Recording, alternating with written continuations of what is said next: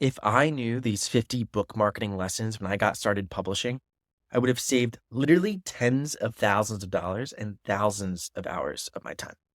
My name's Michael Evans, and I'm a science fiction author of 12 novels. I've worked with authors to help them make over $1 million a year in membership income. And I even worked on the Mr. Beast team after graduating from Harvard. I want to share with you everything I've learned about marketing in 50 distinct lessons that I call the 50 marketing superpowers. All of these lessons are short excerpts from the Author Marketing Superpowers deck, which contains 50 lessons laid out with beautiful illustrations, detailed examples, and step by step how to implement them into your business. They're free in audiobook form and ebook format, and they're releasing in the coming days. And in addition, you can get the physical deck somewhere down below. I'll link to that. I'm wearing this costume because I hosted a costume party to announce the deck, and I shared a huge pencil, 4-foot pencil, with the winner of the costume contest. All this is designed to help give you the tools you need to go and use your superpowers. And so much of marketing, I think we get into it and think there's only one way to succeed. And the superpowers, there's so many of them because each one is a different way that you can succeed in marketing your stories. You don't need to use all 50 superpowers. In fact, it would be insane if you did. There's a few that are more foundational. You should be thinking about these always. And there's a great deal of them that are very specific tactics. You might use one 5 years from now. You might never use one, and you might want to use one in 5 minutes. So with that said, everything's bucketed under this, what we call book marketing system. This isn't one of the superpowers. It's the first card. That's why it says start here. You don't have to go in order with these cards, but I recommend starting here. And what the book marketing system is, it's just a set of questions to help you understand where you're at in your journey, marketing a specific story. If you're just getting started, you might be thinking, who is your story for? And what's really interesting is that confronting who is your story for is a good question every time you write a new story. It's an always question we're constantly confronting. So the first 10 powers are really focused on helping you find your readers and get clarity around who your readers are. Then it's all about how you're going to share your story with readers. And that's what we call the teleportation powers and share your story. Then we get into the magnetic powers, right? It's engaging readers, bringing them into your stories. Those are really fun and I think really important. And then where we start to get into some of the really crazy stuff and where I especially like to have fun is thinking about how you can find a lot more readers like them, what we call expansion powers, scaling your readership. Then there's command powers, which is when you get to not only scale your readership, but scale your income and really begin to go beyond the book and turn your stories into a very sustainable business. So these are like the 5 steps. These are the questions you want to ask yourself when you're marketing your stories, when you're just marketing in general, and think what question will be most useful for me to answer right now? Where do I think I need the most clarity? And these cards will be there to help you. Now, first card is, I think, the most essential concept in publishing, which is reader lifetime value. It's the revenue you generate from the average reader over their lifetime as a customer of your products. There's a lot of different ways to look at this. You could be thinking about this at a series level and go, okay, what is my read through rate from book 1 to book 2 to book 3 and so on? And then what is the average revenue I'm making based on that read through rate? But in short, the takeaway here is that you want to build a business that enables you to have as high of a reader lifetime value as possible, because that's what enables you to both make more money from the readers you have and keep a sustainable business going, but also will give you more capital and give you more resources to be able to invest in more marketing and in making your stories better. So that's a really big one. And that's why it's our first one. Next, story market fit. My definition of it is really simple. It's a story that meets the expectations of a defined group of readers. And there's 3 things to think about here. You have to have a target market, but to have story market fit, you have to understand who we're trying to fit it to. Then there's a conversion rate aspect of it. Out of that group of people, how many of them and how often and where are actually converting to download or purchase your story? And then there's the read through rate aspect, which I'm going to keep hammering in on this, but it's really foundational to everything we do as authors. How much of them are actually reading your story once they convert? So those are the 3 big things. Now, this one's fun. Story investor versus day trader. Story investors focus on building an audience that compounds over time. And day traders focus on capitalizing on trends. You actually want to be both. You want to figure out how you're able to invest in building a long-term audience in a specific passion, interest group, or genre, and then how you're able to tie in different trends, tie in different things going on in the community that you're able to use to continually supercharge the growth of your audience. That's something that you can think about in terms of how you're marketing your books, where you're marketing books, what tropes you're including in your stories. All of this is foundational to your approach. So really, instead of verses, it should be and, but verses is a little bit more engaging for a title. Now, the next one's reader napping. I really love the image for this. I'll show you all the images in the end. This is like the people you'd like to steal their readers from. And this is a good place to start in marketing if you're not sure what to do or how to define your audience. You're thinking, I don't know who my audience is. It's okay. You don't need to know who. Instead, think about who they're already listening to, what they're already enjoying. And that's what reader napping is about. And then trying to plan out how can we then go and reach those readers now that we have clarity over who they're already listening to. Next one is super foundational in publishing, people over algorithms. The fallacy we have is trying to hack the algorithm when you really want to focus all of your energy on serving your readers, delighting them, and connecting with real people. That's where a sustainable business comes in. Readers first, always. And that's just a reminder as we go through all these different marketing methods, like just keep that in mind. Now, the next one is the trust mode. And this one is so frustrating for people just getting started. But then once you understand it, you can start to reverse engineer this, which is there's certain books that readers already think are going to be good before they open it because they've heard so much about it from other people. It's really hard to overcome a trust mode. Like when you have it, it's amazing. These readers love it. When you don't have enough trust yet, it's harder. Like a book that we all know right now in the year 2025 doing great is Dungeon Crawler Crawl. Dungeon Crawler Carl. I don't know why I can't say those three words together. Matt Denman's an amazing person. Everyone like that book, right, has so much hype. That's just one of many books, right? But it's one book that has so much hype. You go into it thinking this is going to be great, right? So what you want to think about is less how do you become the next Matt Denman? Because his book is like unbelievably huge. He's one of the best-selling authors in the world right now. Yeah, Fourth Wing for sure. There's plenty that I can put in that sort of category. It's who do you want to specifically build trust with, where you don't have to build like the biggest trust moat and have every reader trust you, but like what specific readers and specific cues that if you can get them trusting that your story is good, it's going to have an amazing halo effect for you. Next is Story Spy. So this one, I didn't do enough in the beginning of my career, and it's something that's so simple and you just have to do it systematically, which is analyzing what's already selling. And love or hate Amazon, Amazon tends to be the place where most books are selling. You look at the sales rankings of books on Amazon. You want to start to see is out of the stories that you are planning to read or nap from, out of all the authors that you think are similar to you, what are the sales rankings of their books? That'll start to give you an indication of if there's actually a market here, right? If there's no books selling that you think are similar to yours, then that's a red flag.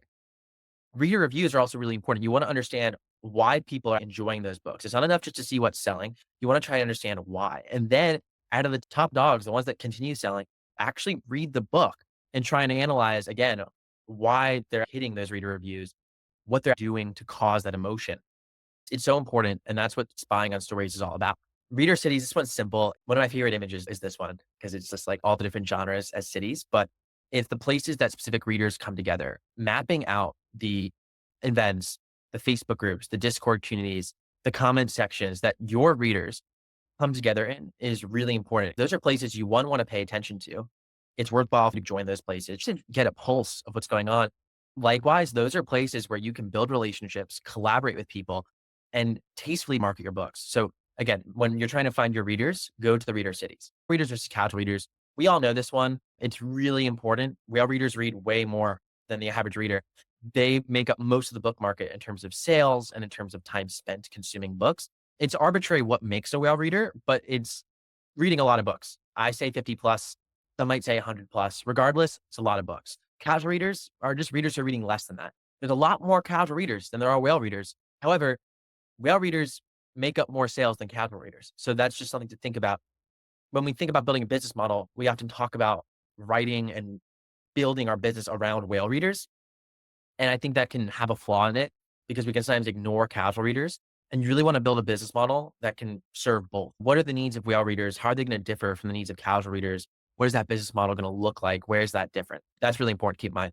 Our last elemental power before we move on to our teleportation powers is right to community, which is you want to understand the interests of your readers. And too often when we think right to market, I didn't use that word specifically, we think of genre. Instead, if you think about writing to community, the goal here is to think about your readers' interests. Genre is only one dimension. It can be their career and hobbies. It can be their stage of life. You can even make this multi-dimensional where they have this genre, this career, and this stage of life, and allows you to write for that community in a much more tailored way and also markets them as well. The first teleportation power is story suit. So I adore this one. It's underrated, which is the packaging of your story that makes your book both stand out and feel familiar to the right readers. Think about it as if it's a superhero, right? If I was to put on this mask and this cape, you're going to recognize me as a superhero like character, right? This is imagery that we've come to understand has this type of archetype. Now, here's the thing. If I was just wearing this, what would make me special? What defines me specifically as me, the superhero? I think so often in our books, we think about matching the expectations of the market that we then don't think about how do we stand out. I stand out with my pencil. I don't know how you're going to stand out, but you want to think through that. There's one thing that you're probably going to do, whether it's your medium, it's your title, it's your tone, specifically who you're branding it to, that's going to really make your book stand out. So you want to blend in mostly like I am, but then think about what your pencil is, for lack of better words. Now, next up is your author mask. This is who tells the marketing stories for your readers. Now, the who is so important here because you don't have to be the person telling the story. You could instead have a character telling the story to your readers. Like the ad could come from your character. It can be other readers talking about your stories. The whole marketing can be just your readers centered on that. It could be centered on you as an expert giving education. There's so many different ways to go about what your mask is, the who, the voice of the marketing stories. It's super underrated because by default, we think we have to be the person when in reality, we don't. Now, quick call out here. Author masks are like, there's 5 of them. I'm not going to go into detail right now, but at some point in the next 7 days, I'm releasing a free quiz. It's basically going to teach you or help you learn what your author mask is, what your author cape is, and what your author belt is. And these are just all ways that you're able to think about how you're best tuned to market yourself and your stories. So that's coming out totally for free. And hopefully it's just another tool to help you use these superpowers to your advantage. Now, next up is the book marketing plan. This is funny because I'm actually telling you not to necessarily have what we think of as a plan, but your plan should just be to start one thing and then take action. Do one thing instead of having some grand plan, instead of having this 5-page thesis you've laid out about how your book's going to become a bestseller. Why don't you just do one thing and see if your book sells? Whether that's a newsletter, a Facebook group, maybe it's posting a TikTok video, maybe it's going to an event. I don't know what it is. I'm going to give you a lot of ideas. But what I do know is this, that if you do too much or focus on planning versus actually doing, you're not going to get the valuable data and valuable insights that'll actually help you do the right thing.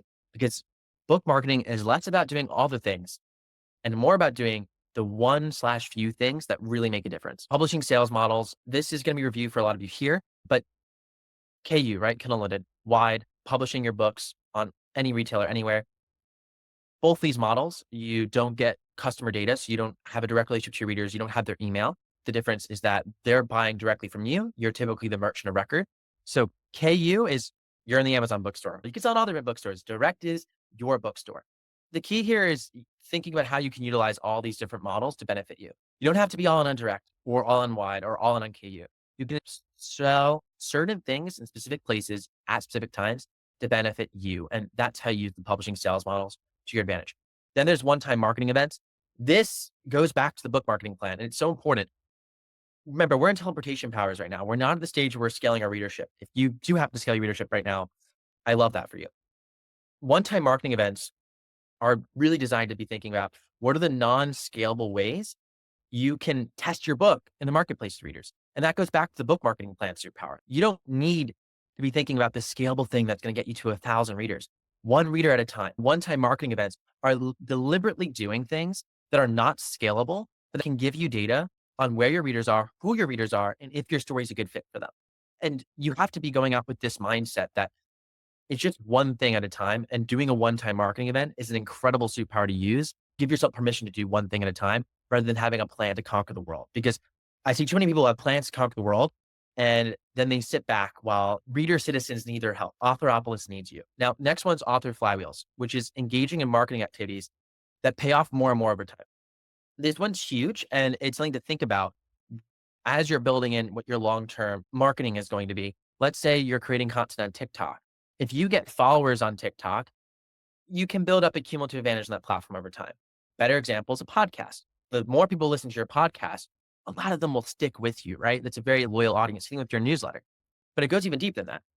Let's say the more blog content you create, or the more content you create on YouTube, or even the more books on Amazon, wherever you're creating content, the more of it you create, your old content can still perform for you. So your old content's getting you views and your new content in that build. So I want you thinking about that.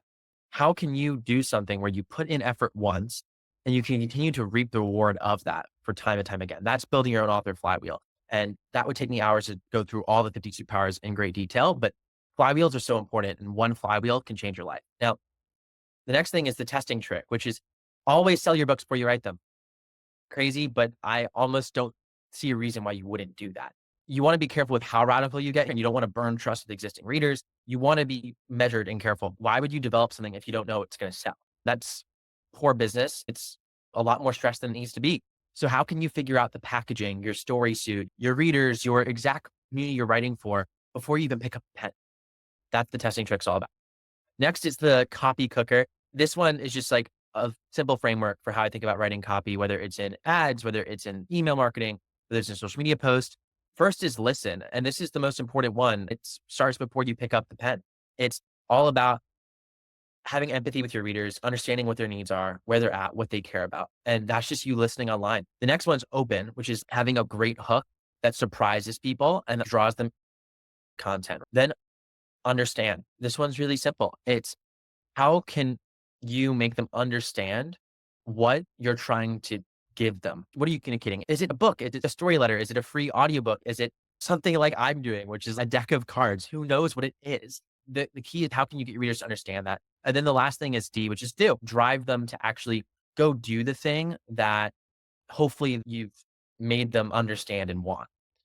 Next is the promotion elements. This is like what actually needs to be contained in any piece of marketing. If you're promoting something, what does that thing need to have? I like making things simple and I like you just being able to go and look as you open up this superpower card. Do I have this right now? Hook. Are you getting people interested? Value, which the word value I use very specifically because it's important.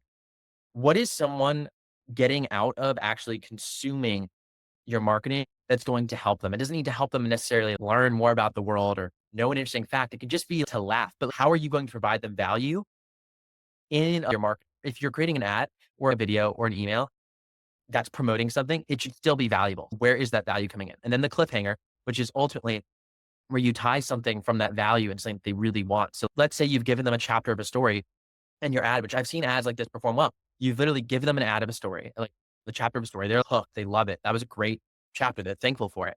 And then the cliffhanger is, oh my God, like I need to read more of this. It ended. I have to go here. And you've now created desire and they want that. That's an example. But for the next power is reader sales triggers, which is what you can use at the cliffhanger stage to try and get readers over the edge. So this is things like limited time discounts, exclusivity, anything that's going to push your readers over the edge to act now. There's this great saying in business, which is cash now is always more valuable than cash later. Getting readers to act now in a way that's authentic, in a way that isn't pushy, in a way that doesn't make them hate you is what reader sales triggers are all about. How do you authentically pull on these sales triggers that get readers to take action? Double dips. This is really important. And then we're going to be on to our magnetic powers. So double dips is when one activity has more than one benefit to you. I adore this one. And if I'm thinking about getting started in marketing, I want to think about how can I do something that even if it doesn't work the way I'm thinking it's going to work, I can still benefit from. I'll give you a silly example because it's right in front of you.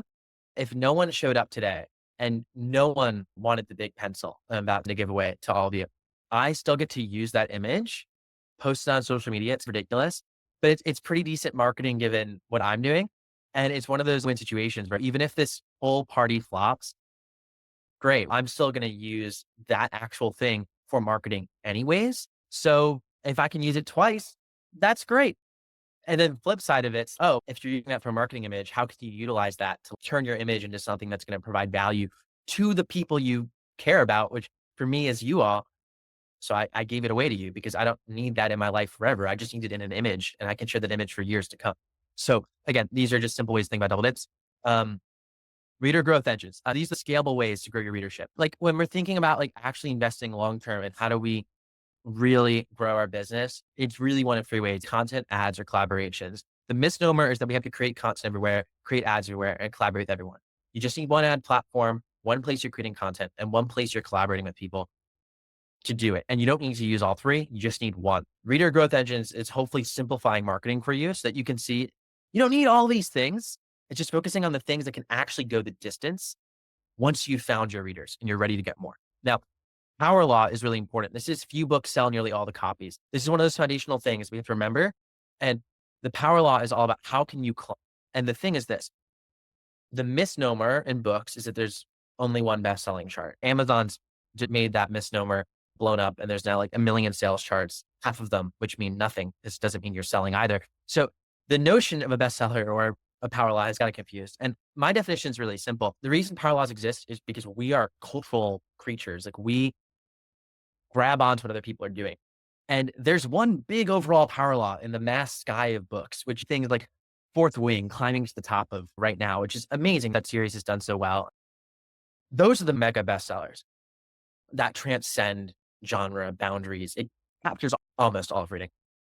What you need to know is that there are endless power laws. There's endless groups of people that will grab onto something and spread it within their community. And maybe that doesn't mean you're going to become the next Fourth Wing, but you can still sell a lot and climb to the top of power laws. The key in the power law is that few books sell nearly all the copies, but depending on where you're looking, you might not have that much competition. So how can you climb your own power law and really create your own monopoly? That's what this is about.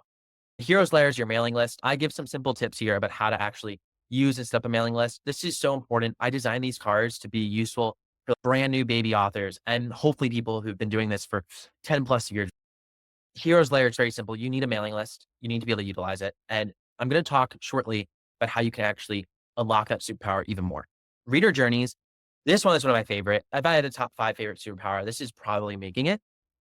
And it changed how I think about marketing because I think about it more systematically, but also artistically. A reader journey is the set of steps a reader takes from their first impression of us until they're loyal customers. Just like you plot out your books, I want you to think about this in your reader journeys. What does it look like from moment one that a reader hears about you till when they buy your book and even beyond? What is that reader journey? How can you map it out and make it just as delightful and entertaining as your stories? If you entertain your readers, they're going to stick with you. So that's what creating a reader journey is. Ideally, we're creating reader journeys that allow us to make money through the act of the journey, which I'm going to talk more about. For now, let's go on to emails to readers. As promised, I wanted to share the 4 email campaigns that you should be sending to readers. It's really simple. Automations are mostly things that nurture readers who first sign up to your list to sell them on your backlist, to introduce them to you. You don't need to go too crazy here, but automations are foundational. Next one's like new launches when you're coming out with something new. I'll share in a little bit how I actually recommend launching books and a simple way to do it. Next is regular emails.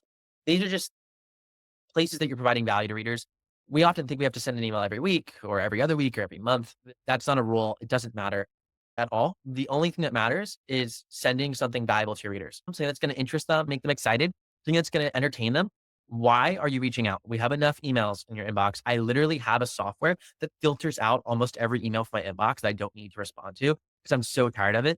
And you probably feel the same way. So don't contribute to that. Next is testing new products. I think that you should invite your fans into the process of creating new stories, thinking through new things. As you build your email list, use it not only to sell, but to develop, to co-create. Social listening. This is not simply reading reviews, although it can be. This is understanding what readers are saying about you online and rewarding and amplifying the good behavior. If someone's on TikTok talking about your book or in a Facebook group, respond to them. This is where these superpowers double together. Being in the reader cities and where your readers hang out makes you more likely to understand and see when these things happen. I know authors who've made tens of thousands of dollars in a single year, and they didn't have much to start. Not running Facebook ads, but by just talking to their readers and rewarding them, like literally just saying, I'm so grateful that you shared this. It means a lot to me when you share stories. I'd be happy to give you a book a little bit early for everyone else. If you know anyone else that would like this book, go share it with them. People love when they are recognized for doing something that they enjoy. So recognize and highlight the fans who talk about your books. That's what social listening is about, understanding what your fans want, or where you could do better, what they're really liking, so you can highlight it in your marketing more. Now, next up, reader retention. Super simple. This is the percent of readers who start your story that make it to a specific section of your story. Retention point is the point in your story that once readers reach, they are extremely likely to keep reading till the end. My hack here is so simple. Retention is everything in storytelling. You should be designing your marketing to understand where your retention is, where it's highest. The retention point is where I'd only write my story up to. I would literally write a story up to the first few chapters where you're trying to test, are they hooky? And you're constantly revamping what that story looks like. Keep as many people as possible in the retention point. In essence, if you have 50 chapters in a book and you spend the same amount of time writing each chapter, that sounds great, except the first 3 chapters are like 10x more important for your story's success than chapter 35. So you should be spending a lot more time understanding and marketing deliberately your first couple chapters in the story. Now, I love data. I love understanding what makes stories go viral, and did a lot of that work at Mr. Beast. I'm building reader meters specifically to give you the data, be able to see that easier yourself. I'm excited for that when it comes out later this year. My non-Bible story is when you have sufficient reader retention, market your story profitably. Magnetic power is about engaging your readers. We want to understand how we're engaging them. This is what we're searching for, this magic number where we understand there's no perfect reader retention. There's, no point where it's like the best story ever, but there is a point where you go, I can market this profitably. That's what you want to get to. Now, the last magnetic power before I get into scaling is don't shill your story. And this is more just a reminder, but it's a superpower when you don't do it, because so many people do it, which is think about how much time when someone markets something, they're not, again, providing any value. They're constantly hawking their wares. This happens both in authorship and basically every industry. If you can think about your readers first and how you're able to add something to their life just by being present, that's huge. So don't always shill your story. You'll have to market every once in a while. But if you think about 80% of the time, not actually deliberately marketing, and 20% of the time, deliberately marketing, it changes everything. Now, marketing fuel, this is when we go to expansion powers. We're ready to really grow. A big thing here is you only need one marketing activity to scale your publishing business. You should only do what's fun for you, because there's a lot to do and no silver bullet. What there is are superpowers that can help you find your way to succeed. And you should be doing it in a way that fuels you. Next up is content canon. This is one of my favorite. I think you should be creating more content than you probably are, and using that data to iterate and turn the winning content into ads and then rinse and repeat. What I mean by this is, if I'm on TikTok or I'm on Facebook or I'm on Threads or whatever the platform be, I'm on Substack, whatever it is, does not matter. They're all wonderful and beautiful, and there's authors making livings on all these different platforms. And again, your reader cities and your audience is going to determine where you should be. But zoning in with the content canon, when you create a lot of content, but you're not just saying, oh, I'm just going to pump out stuff and not think about it. When you look and go, okay, why did this perform? How much use did this get? Why did this get more engagement? And then constantly just come out with something else that's going to hopefully engage your audience more. You get to very quickly understand what good content looks like, what engaging stories, engaging copy looks like to readers. The hack here is amplifying whatever reach that content got through paid ads, because you're then able to take your winning content and make that now a winning ad. Winning ads can literally change your life. If you get the right ad, that's going to make you a good return and bring that CPM down. It's huge. Next is launch codes. I want you to launch early and often. And here's how. You have to take the pressure away from launching. I don't want you to think launching is going public with something in a big way. Launching is not actually releasing a product. Launching is not having the story be everywhere and hitting the New York Times bestseller list and hitting all the ads. Launching is about seeing if readers actually like what's going on in your head, fundamentally. The pre-launch is about sharing your idea with readers before you even made it and seeing if there's interest. And there's different ways to test that. You can create a mock-up cover that isn't amazing, or hire a designer. Depending on your budget, you can think about hiring someone who's more cost-effective, get covers, or a custom designer. Just, it's your own risk. Be smart with your money. Try not to spend anything out of pocket if you don't have to. When you think about pre-launch, it's all about validating the interest in this thing before you create it. Then soft launching is about sharing it with the people who already said they were interested in it at the pre-launch phase and just seeing if they like it. And then once you actually see they like it, going back to minimum viable story, reader retention, once you see that's there, you can go for the big launch. It takes the pressure away from it. Like your goal isn't to market every book in this massive, crazy way. Your goal is to create something amazing through finding readers first. And then by reaching readers first and in that process, working with them and seeing what they like, you're then able to reach a broader market. The most important things we do as authors, the most high leverage things we can do are write better marketing copy, write better first chapter, write better first page, write better first 3 chapters, and create better like landing pages, for lack of better words, covers and descriptions. You probably spend a very small percentage of your time doing that. And that is the most important thing for you to be doing as an author, because that's the skills that you're going to use to actually be able to gain advantage in the marketplace. So the launch code's all about focusing your launching on the skills that are actually going to give you an advantage. Next is invisibility cloak. This one is wild. I'll try and explain this as best I can. Nudge your readers to talk about your books in influential spaces. One of the mistakes we make is thinking that word of mouth is like purely organic. I've seen a lot of companies do things that are pretty wild.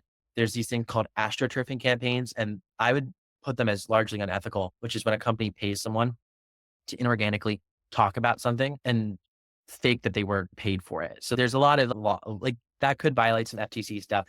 I do want to mention that's extremely prevalent. There's agencies out there doing this. A lot of things go viral are inauthentically going viral. And there's people in the book community doing this too, which is just crazy. I don't want to pop people's bubbles about the world, but there's some interesting things that go on in marketing. My idea here is not telling you go and pay some agency or be unethical and get people talking about your book who haven't even read it and lie that they're not being paid to do it. Instead, I'm going, can we use that same psychology, but in a better way? Once you start to build your readership, you're going to have readers who already like what you're doing. Are you able to nudge them, to encourage them, to actually share your story by making it easier, by giving them copy, maybe images, places they can go to? Then encourage them to talk about your book. That is what the invisibility cloak is, making your marketing invisible by encouraging your readers to do it for you in a way that's authentic, in a way in which you reward them. Maybe not with dollars. I don't think that's always best or really ever best, but instead different rewards. Maybe it's actually getting signed copies of your books. This is like a street team, and thinking about your street team as something you can like really intentionally direct towards like action. And again, there's effectively paid street teams and authentically out there doing this already and driving lots of conversations. So you're competing with that. Next is freebie fun. Often we make our freebies things people don't want. If you're seeing readers not go for your freebie, or they're not caring about it after a group promo, it's probably because you're not giving something valuable away. So I use the facetious word here. Don't give used toothbrushes away. Like a free used toothbrush, no one wants, right? For the most part. I haven't met someone who would. You really want to give away something free that people want. Free doesn't really mean much. Even if you create something really great that's free, if you're working with someone, let's say in a group promo that has a not so great free thing, and then a reader gets all of these free things, but then tries, imagine it's like they think about it like a tray of cookies, right? They've got 12 cookies from these authors in there. And one of those cookies is rotten. And it happens to be the first cookie they bite into. They're less likely to eat any of the cookies on the tray. So you really want to hold not only yourself to these standards, but other people. That's the insight here. Many authors give freebies away together, but they're not basically thinking, is everyone else having just as good of an offer as I am? Because I'm essentially being bucketed in the reader's mind into the same group, into the same cookie tray that all of them are. So be careful what cookie tray you're on. Next is paid ad system. I promise we're getting like somewhat close to the end here. Paid ad system. One is pick a platform. I want to make this so simple for you. Two is just create many variations of copy and images. There's a lot of debate around how much copy should you create? How much images should you create? Like you don't have enough data to test everything at scale. Here's the thing. The machine learning of every platform now is basically so good that more copy and images, whether it be like probably Meta, but if you're going to Pinterest or Reddit, Amazon ads, whatever, it's a good thing. More variation copy is a good thing because there's going to be sections of the market that specific messaging will be effective for that might not get you a lot of sales, but are going to lead to incrementally more discovery over time. Meaning there's going to be some niche ads that don't get much reach, but the algorithm will keep slowly taking away and finding people for So you want to make sure you have that content there. More is better, typically in this game. You're trying to iterate on what's working, right? After you go live and then increase budget over time. What's amazing now with ads is you usually don't even need to have any sort of targeting, which is wild. And these platforms will find people similar to you. Now, Meta is that way. Reddit and Pinterest less so. You do need more targeting there. When it comes to Meta, which drives most of ad spend, it's where most authors are spending money, and Amazon has as well. You don't even need targeting now. Now, you do want to make sure that your actual copy is aligned with what's going to sell you books. But now we're at like superpower nearly number 40. So my idea is by now you've understood who your readers are, you're understanding what brings them in. And this is now amplifying something that's already ideally working. It's fun how easy it's gotten. I think it's so much easier to run ads now than it was a decade ago. And I think that's a really good thing for someone who's trying to market their books and doesn't have a ton of time. You don't need to turn off your ads and constantly monitor it. Like these machine learnings do so well. The AI is so good right now. And I'm not saying just go spend all your money. Only spend money you can afford to lose. These systems are really good at allocating dollars to get you the right attention, but you also want to make sure that you can lose whatever money you're putting in. I can't live with any of you doing what I've done in the past, which is get really excited, think it's going to work, and then it doesn't. If you can't afford to lose it, that can be really tough. So next is the infinite reader loop, which builds on this whole paid ad model. When you create something where you're able to have ad cost not be a limiting resource for your growth, then you're only limited by the growth of your market. So what you can do here is grow your email list without spending money out of pocket. It's very simple. You create a sign up page, the freebie download, building on these concepts. You're going to have a post opt-in upsell, and you might have multiple. But the idea here is that the upsell is going to essentially make you enough profit to cover whatever cost it took to acquire the email. So if you're acquiring, let's say, an email for 30 cents, you're getting 2% of readers to convert to the upsell. You want to make sure you're making $15 on the upsell. The principle is what matters. If you design the right funnel, the right reader loop, you don't have to spend money out of pocket for ads. You can literally profit immediately. This is important that you're selling direct because you'll get the money faster. If you're on Amazon, you're going to be holding the bag for 2 months anyways, which is not being profitable. The other thing is that you want to make sure your upsells aligned with your freebie. Oh, I gave away the free ebook. Here's the paid paperback. You give away the ebook first, exchange your email, and then paid paperback. Do you want the bundle of the series? There's a lot of different ways to think about it. Cards go deeper into it, but that's infinite reader loops. One of my favorite superpowers. Next is social hacking. I probably use this one more than I like to admit, which is tapping into the audience of best-selling authors and creators without asking for permission. Now, this sounds very nefarious. I do use the word hacking, but it's anything but that. What you're really doing here is creating content that provides value to an existing creator's audience. That's it. So how would you do that? An example is creating a book review of 10 great books to read in X genre. You highlight all these different books and happen to be all the stories that you want to reader now from, right? Anyone who's that type of reader will find value in your content.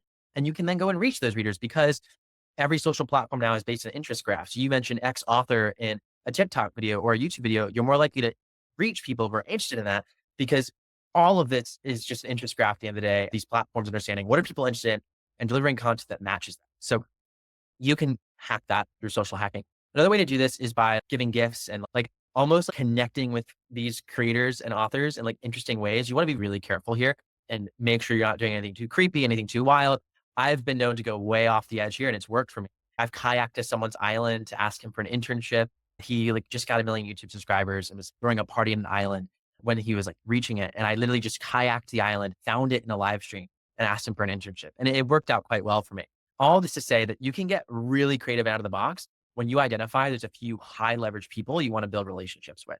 You are doing this in a way that you're providing value to them in a way which you're being very respectful. Don't go too crazy with social hacking, but man, is it a wild strategy. And someone did this with Brandon Sanderson, by the way, a YouTuber. I featured her in Author Sidekick. She made these special edition books for Brandon Sanderson. And her YouTube video got over 1 million views. You bet a lot of them are Brandon Sanderson fans. She literally gave it to Brandon Sanderson because it was like the coolest special edition of his book ever. There you go. Next is short form video system, last of the expansion powers. And then we'll be on to our last of all the powers, which is our command powers. Short form video system, you want to go hook, value, cliffhanger, which loops around back into the hook. That's really the formula for what works in short form video. As you'll see, short form video content, very similar to thinking about it in terms of really all other types of content. There's 4 different elements you want to think about, which is what your script is, what's being said, if anything, the sound, special effects, and music. Ideally, they're trending or things people recognize. Shots, which is what's going to be on camera, and then on-screen text if there is any. And all of these things can be used as hooks. All of these things can be used to provide readers value. Any of these things can be a cliffhanger. So there's multi-dimensional and short form video. And I want to give you a framework to think about this similar to how you think about plotting out your books, because it's not that much different. We're on to command powers, which is all about you scaling your income. I start with reader nurturing here because when you look to scale your income, so much of it's about retaining your existing readers. If you're constantly losing readers, they only read one story from you and never come back. It can be hard for you to ever break past the ceiling because it's very hard to constantly be marketing and find new people. So this is always seeking to build relationships with readers through regular and consistent delivery of fantastic experience. Now, the reader revenue models. Really, ways to scale is by increasing the number of ways readers can support you and being able to include your products in all these different ways. So when you're thinking about different platforms, different ways that you're actually interfacing with your stories, think about a la carte, membership, microtransaction, payment plans, crowdfunding, and most importantly, with these reader revenue models, what I really want you to think about is your business selling stories? Is it ebooks? Is it audiobooks? Is it paperback books? Is it box sets? Is it things that go beyond the book entirely? Are you selling different products? Like, where's the real moneymaker in it for you? You want to think about what your real business is. Like, what are you really building towards here? And mapping out your reader journey, why they're there, what their passions are, will help you get more clarity on that. Your writer circle is so powerful. This is where you get to use knowledge transfer. If you surround yourself with people who are doing similar things to you, or on a high trajectory and you admire them, you can learn from them. And that learning is invaluable. So don't be afraid to lean on fellow writers. Someone could teach you more in 10 minutes who's been doing something than you'll probably learn from 10 hours reading a book or a course. So your writer circle is so important. Super sidekicks. This one is making relationships with the platforms you publish on. Even if you're selling direct, making a direct relationship with the platform that you're selling direct on, especially if you're working with a retailer or any social platform getting discovery, building relationships with reps there, managers, et cetera, can go a long way. You'd be surprised how much promotions go on behind the scenes. It's less of we cater to all the biggest people, but more so who's in our circle, who do we have relationships with, who do we want to help. So the super sidekick can be the relationships you have with different platforms. So utilize them.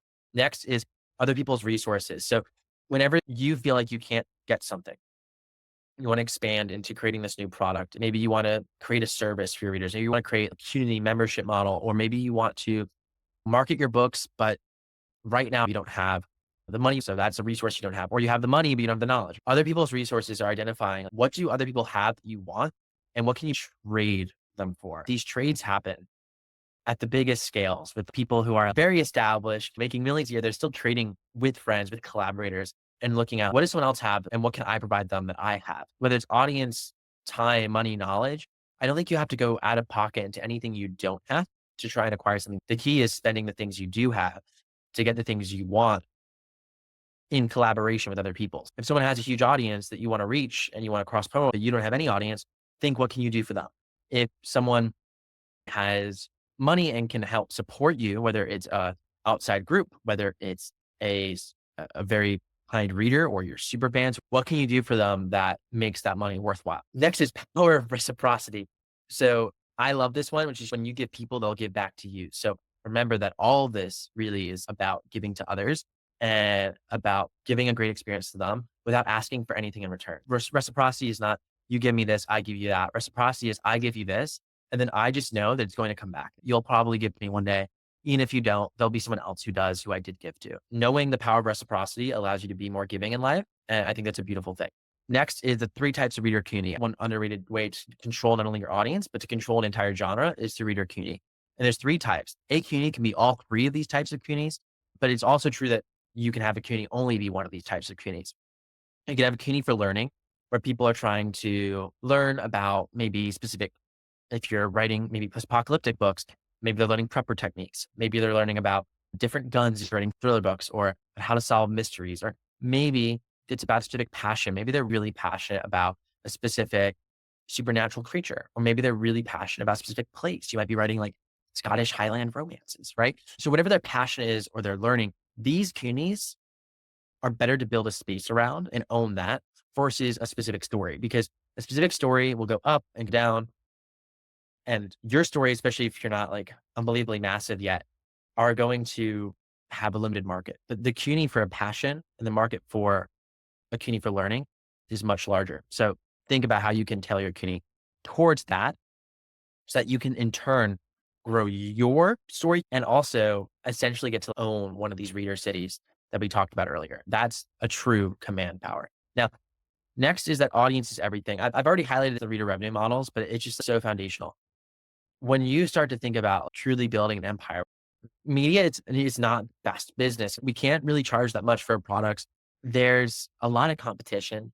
It goes up and down like crazy. Trends change all the time. But you know what it is? It's great marketing. And once you build the trust of someone and build an audience, you want to be thinking about the other products and services you can offer them that can improve their lives. So many examples of this. And it's about getting beyond just merch and thinking about what does your audience really need? What is your unique mini Disney World that you can build for them? And then thinking about who you need to partner with, what are the resources you need to help you get there. This is our last superpower. This is Fanatic Builder, which is the 3 steps basically creating a rabid audience, right? And you want a shared purpose, shared language, and shared rituals. Shared purpose is why people are coming. It can be just to read your stories. It can be to engage in a very specific ritual, wine club together, or having a gaming activity. That's super common, especially like in lit RPG circles. And the shared language is about what words are you using in your stories that you want people then grabbing on as their identity, settings, places, character names. And then the shared rituals are the things that they're actually doing. We're going to do this every other week. We're going to come here at this time and do this thing that people know how to engage in it. That's how you can build true fanatics, is by rewarding every step of this process, rewarding people who are engaging with shared language, giving them places to actually show that and give them that identity through whether it's merch or other products, giving them a space to actually partake in those rituals. It's huge. So with all that said, these were the 50 author marketing superpowers.